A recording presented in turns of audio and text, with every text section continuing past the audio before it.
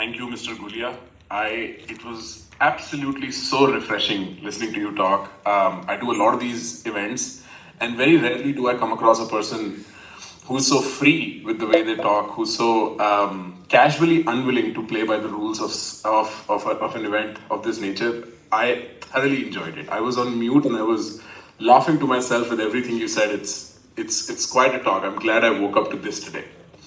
I find the prestige of stages like these make me kind of awkward, which is very antithetical to my personality. And part of the reason is that there is an associated formality with speaking at an event like this. And I do fairly well sticking to the topic, but I like more when there is a sort of a to and fro and I can bounce off of stuff that people have said.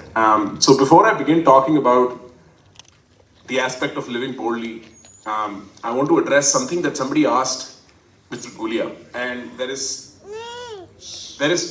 quite a personal sort of touch to that question for myself. I found myself over the last few months, if not the last few weeks, being as disoriented by small problems as the person who'd asked that question seems to suggest. And part of the reason, or rather part of the solution that I've come to discover is actually understanding that solving it is not really the solution. It is sort of a story that we carry with ourselves. We are taught that story as a kid. We are told this as a child, no more helpful to himself or herself than an animal is. That there is a place where you arrive. And once you arrive to that place, things look different, things feel complete, that you are in some fashion whole. And it is my experience, I'm too young. It almost feels like I'm disgracing the stage with my experience, being as young as I am. But it is my experience that the solution is not arriving. That to carry the discussion from what Mr. Gulia mentioned about Karmanyavad Karaste from the Bhagavad Gita is also the lesson of Krishna associated with Ras, which is the idea